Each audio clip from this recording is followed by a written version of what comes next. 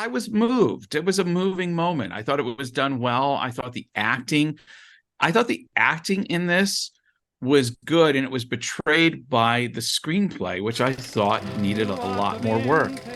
So, You're wonderful to see.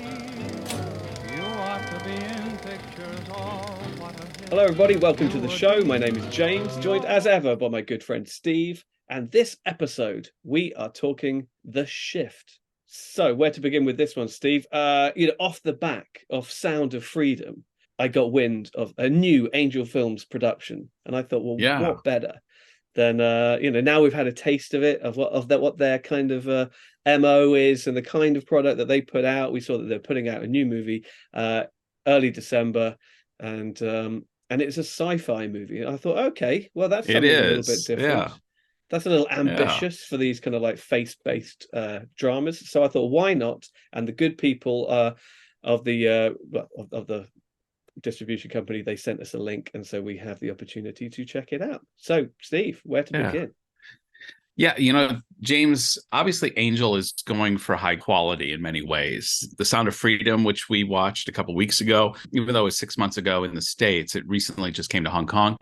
And I think although we had some problems with it, I think we gave it some kudos for production values. And you're seeing where Angel Studios is trying to bring a higher end production value level to their faith-based films, which I can give them credit for. And as an evangelical as an evangelical myself, Freudian slip there, as an evangelical myself, and you and I have had some back and forth about me being a man of faith and yourself not. I was rooting for this film. I wanted to really like this. And going into it, in the initial few minutes of it, I thought, this has some potential. It's apparently the retelling of the book of Job, which, if you're not Right. familiar with the book of Job, it's an Old Testament book that dealing with a successful, wealthy man who is tested by God and the devil to see whether does he just react is he just thankful to God because things are going his way? Like, what would life look like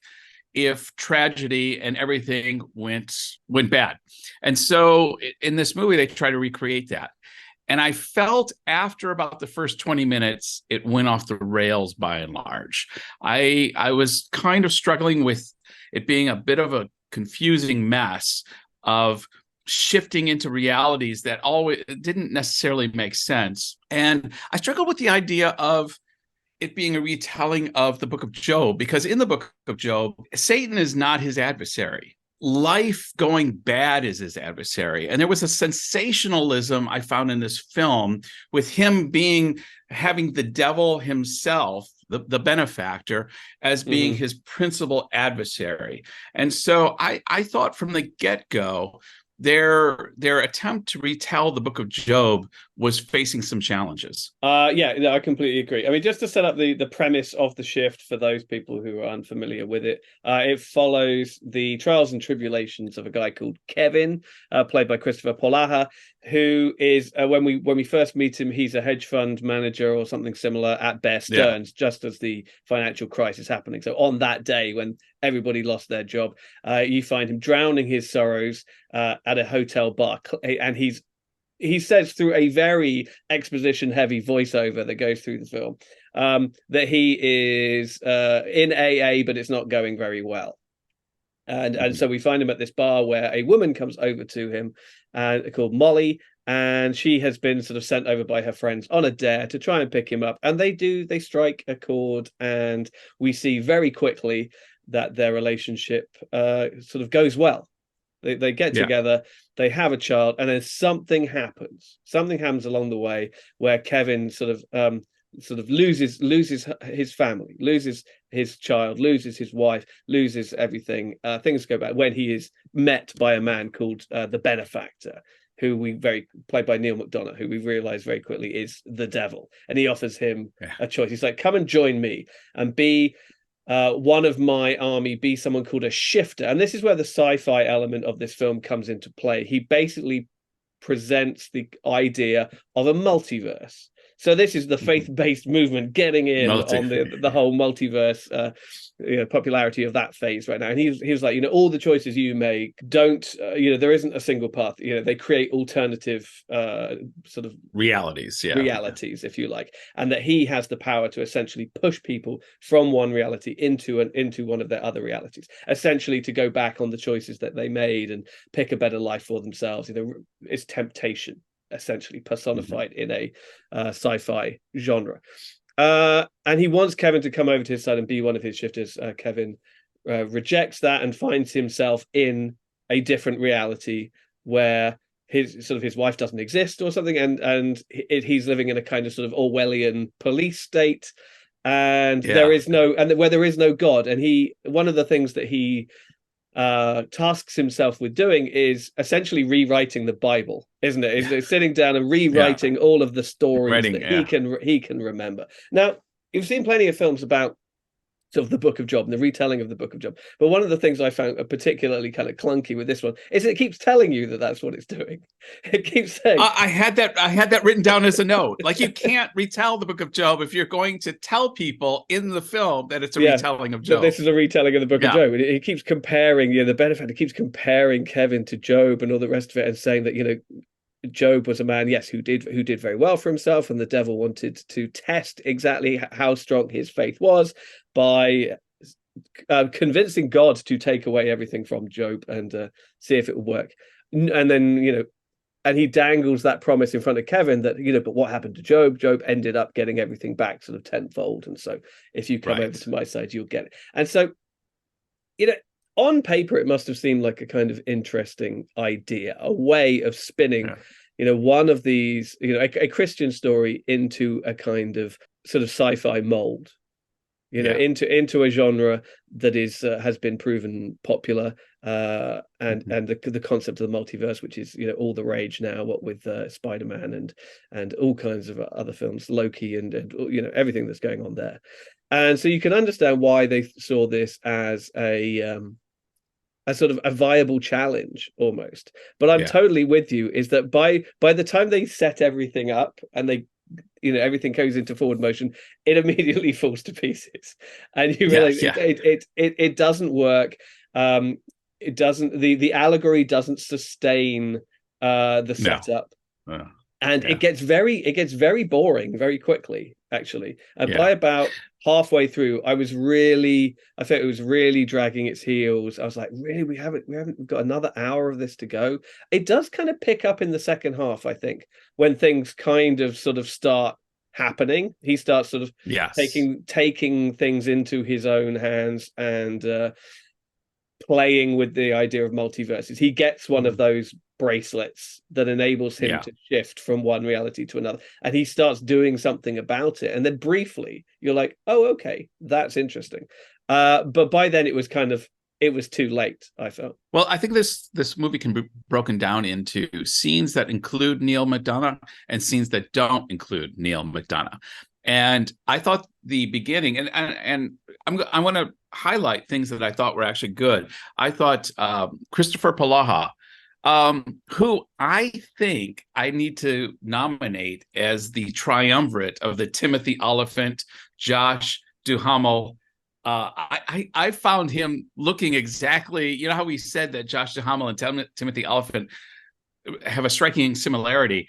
I thought Kristopher Polaha is their third brother. I thought this guy is, I don't know, maybe it was just me, but it's a separate thing. But Neil McDonough, the acting, not just with him, but with Kristopher and some of the other characters, I thought was pretty decent. And there was at the beginning, when Neil McDonough's benefactor character first is introducing to Kevin's character the idea of what a shift is, and he has the girl Tina next to her, and she is absolutely terrified of what's going to happen. I'm thinking, this is actually going to be a decent film.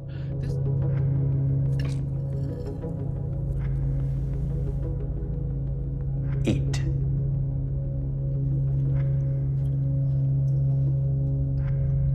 Film. This looks pretty good. I was getting into it. I had an emotional response in that moment where I thought this could be a three-star topper for a faith-based film. And then, like yourself, after Neil disappears and the Kevin character kind of meanders for like 40 minutes through a dystopian landscape, that it's hard to understand what's going on and how things are shifting. There's no apparent rhyme or reason to it, which I agree, it gets boring. And then suddenly it gets exciting again right at the end. And I thought the ending actually had some moments that were gripping and well written. Yeah, I think in the third act, when he finally decides, okay, I'm going to do something about this, he gets the bracelet which enables him to move from one reality to another, and he goes in search of his wife, and he realizes, he finds a device which is kind of like a dilapidated old sort of cinema dentist chair kind of setup. Where you do drink shots in the dentist chair there, It felt like something out of Escape from New York or something like that, and he sits in this seat and he's able to sort of see fragments of other realities. He goes searching from one Molly to another Molly, looking for his Molly, if you like, and then he sees one that's wearing this pendant of this resurrection symbol that he gave to her. And it's like, okay, I see her. That's my Molly, and so he goes searching for her. And I thought that stuff actually kind of worked quite well. And where it comes to at the end, and I should point out, we are a spoilers show. We are going to talk about how the movie ends. He has this mantra throughout the movie. This is not my world. This is not my life. As and you don't quite know what he's talking about. At the beginning you think he's just a lost soul and he's just feeling out of place, but then by the end you realize no, he is actually jumping from one reality to another, and he settles in a world that isn't his, but it is a world where he meets a Molly who sort of is willing to forgive the Kevin from her world, if you like, and give him a second shot. But what I do need to ask is, why do angel films hate children so much? Why do all the children have to be abducted? That's 2 for 2 now, because I was like, straight away it sets up very early on that they lost their son, and you're like, oh, okay, he died in an accident or got leukemia or something like that. It's like, no, he was abducted, out of a supermarket when they turned their backs for 1 minute, and I was like, really? Seriously, you're gonna this is going to be your inciting incident yet again. Won't somebody think of the children yet again? I thought, okay, well, look, there are a number of different narrative choices you could have made. The Sound of Freedom theme runs through it, but exactly. one of the things I was thinking as well too is there was elements that suddenly the cheesy factor came in, and I was wondering what it is about certain faith-based films that have this inherent cheesiness to them when the drama is being worked out and the tension's being built, and then suddenly they start praying and saying, "Dear God," or there's an element, and yet there's wonderful films that are considered part of the Christian faith-based pantheon of cinema that don't have that. I mean, off the top of my head, I think of The Mission with Jeremy Irons and Robert De Niro. There's a great scene where Robert De Niro, who's been the slave trader and is trying to turn his life around, but he has this guilt of being a slave trader. And the very people that he had been trading into slavery, he ends up, I don't know if you saw the film, but he's climbing that mountain and he has his slave armor gear on him. And when he gets to the top and the guys are saying we should cut it from him, he's like, no. Jeremy Irons says, no, not till he's ready. And at one point, one of the local indigenous children go and cut the burden from him, and it falls away. And Robert De Niro just bursts out in tears. It is one of the most Christian moments of redemption I've ever seen on screen. And yet, if he'd suddenly said, "Oh, thank you, Jesus. Thank you for being my personal Lord and Savior," it would have been all lost. There's something in the nuance of not having to feel like you're proselytizing at every moment, that you're dealing with themes of redemption and grace and mercy and love and compassion that go far beyond a particular set of beliefs. And it's almost like you're watching a movie about people getting healthy and eating right and exercising, having a flourishing life, and they're saying, oh, thank you, I joined 24-hour fitness gym, and suddenly you're in a commercial. Yes. And I think that's the problem with a lot of these faith-based films, is they try to grasp these greater themes which need to be highlighted in good cinema and good film, and then it suddenly becomes a commercial for a particular religion or way of seeing the world, and immediately the spell is broken. My thought.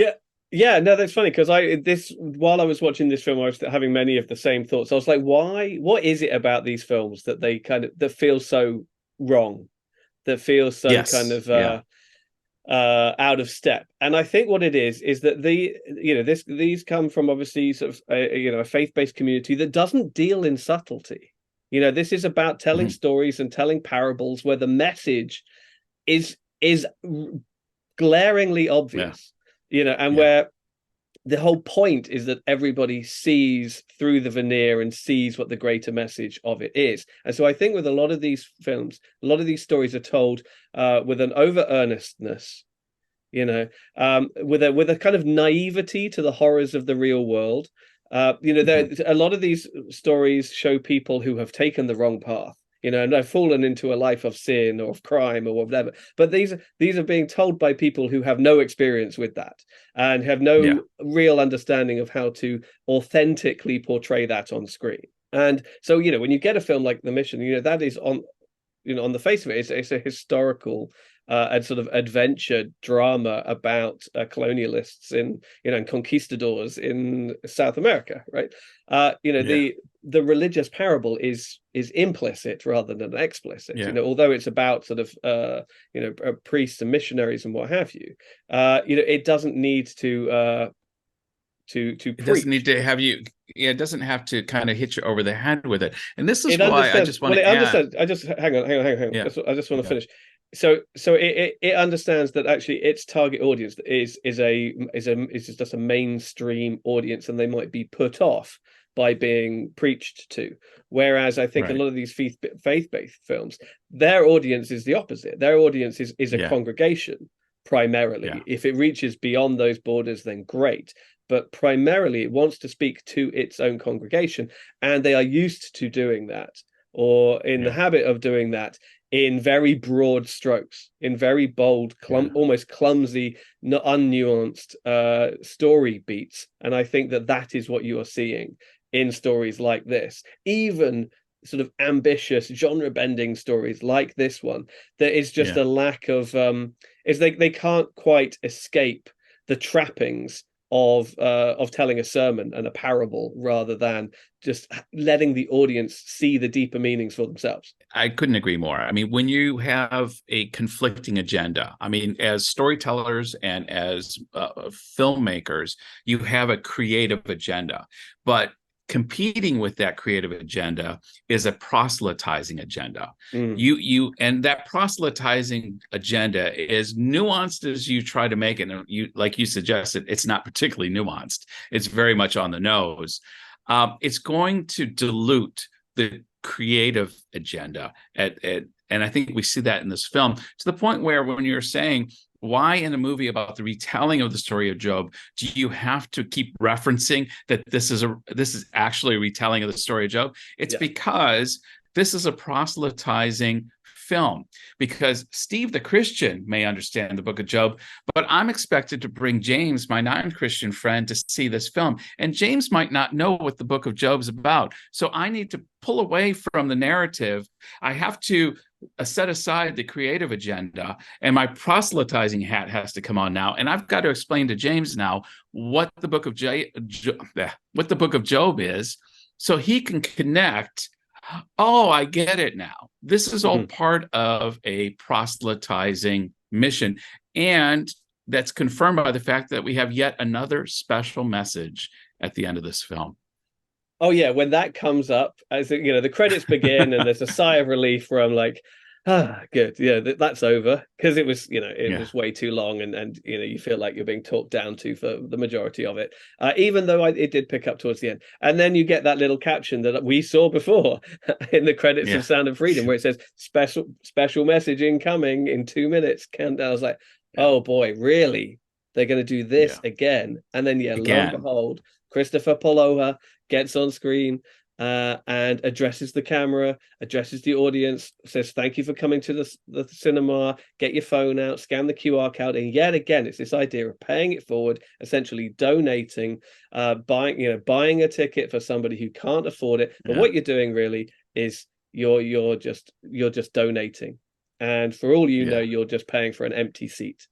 So as we have discussed in great length regarding our Sound of Freedom review, I wouldn't be at all surprised if we're going to see a lot more of this approach, this concept of essentially passing around the collection plate during the closing credits. That's what it is, and you can almost justify it, although I found it a little bit problematic, but you can justify it in Sound of Freedom because you have a real issue of child slavery. That's a very real issue in the world. Okay, let's raise awareness about this issue. But in this film, what awareness are we raising? That we should stop shifters from alternate multiverses coming. Right. I don't know, because he's out there saying, get your friends, pay it forward, because get them out to see this film. It's a sci-fi film about a guy trying to get back to his wife. Why do I need to buy a ticket for somebody to go see that? What huge, and this is where the proselytizing comes in. Yeah, I mean, they try and market it after you've already watched it as it's a story about hope, and here we are in the holiday season, and people need an upbeat story to tell, but it doesn't land with the same conviction. The argument doesn't land with the same degree of conviction as it did over the end of Sound of Freedom, because they have made such an effort here to try and step outside of their comfort zone, narratively speaking, and tell a story in a genre that they are uncomfortable with, in order to try, one assumes, to try and attract the sci-fi crowd, the superhero crowd, almost the multiverse crowd with this movie. It won't do that, because it doesn't execute that aspect of its story well at all. It doesn't engage. It won't engage sci-fi audiences in the way that they are hoping it will. Yeah. If for no other reason than the different realities that are portrayed aren't different enough. There isn't really there was no rhyme or reason to them. Yeah. So there's nothing to attract or to stimulate a sci-fi audience, to engage them with, like, oh yes, you've got some interesting ideas here. It's all just a sort of window dressing for just a retelling of the Book of Job, which is fair enough, but it's probably one of the most retold stories outside of Jesus's own story from the Bible. And there are better ways to tell it. There are more straightforward ways to tell it, and so yes, the idea of, at the end of the film, galvanizing an audience to pay it forward, this is a film that people need to see. No, not necessarily. Just come out and say you're asking for donations. If they had sat down and said, so that we can make more films like this, then that would have been more genuine. That would have seemed more honest. And then as the credits scroll, did you notice you've got 5 minutes? I was curious, because when the special message ends, and that's already 2 minutes into the credits, there's another like 10 minutes of credits left, and I was like, what? Even like the biggest blockbusters don't have 15 minutes of credits. What's going on?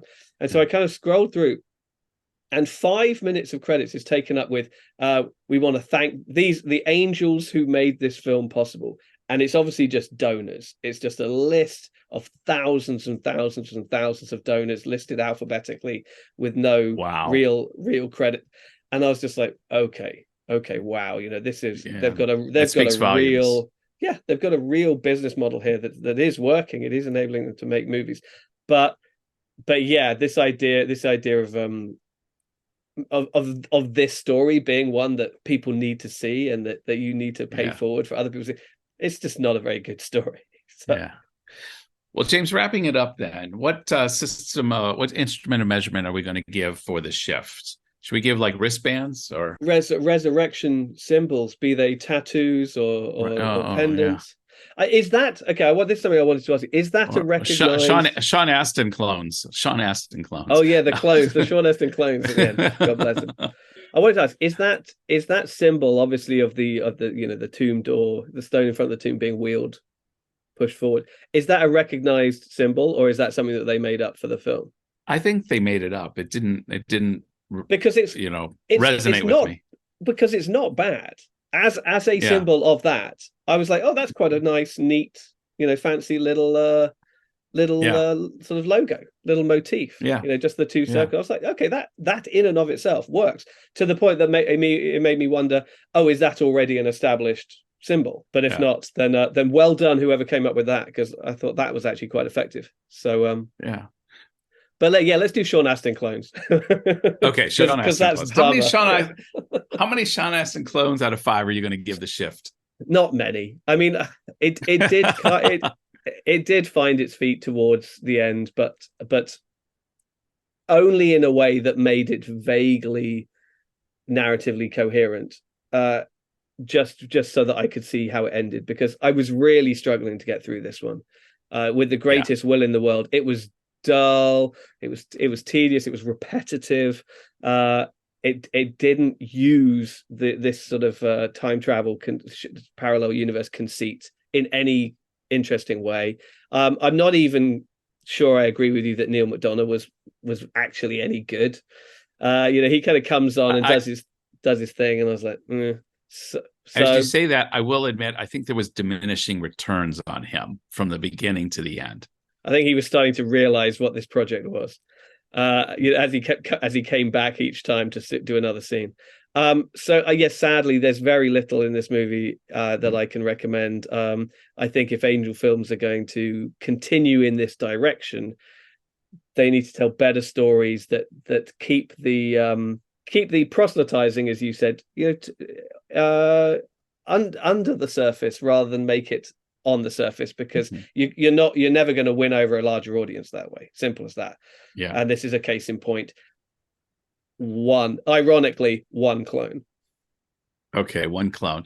I'm going to get a little bit higher. I struggled again with this being a retelling of the Job story, because to me, ultimately, it's the Bene Gesserit from Dune test that Paul Atreides gets. Basically, are you human or animal? Do you respond in an animal way when conditions are painful, and as human when you're not? Like, I'm trying to determine, what are you? And so there's aspects of this film that had so much potential, and at times it reached that potential. There was moments at the beginning, like I said, wow, this could be a really good film. There was times at the end when he makes the decision to choose Tina, I was moved. It was a moving moment. I thought it was done well. I thought the acting in this was good, and it was betrayed by the screenplay, which I thought needed a lot more work.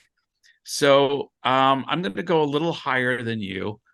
I think I gave this 1.5 on Letterboxd, but okay. I'm feeling gracious because there's aspects of this that worked, and so I'm going to give it 2 stars. It's okay. You don't have to see it, no. But there's a redeeming moment in it, and so I'm going to give it 2.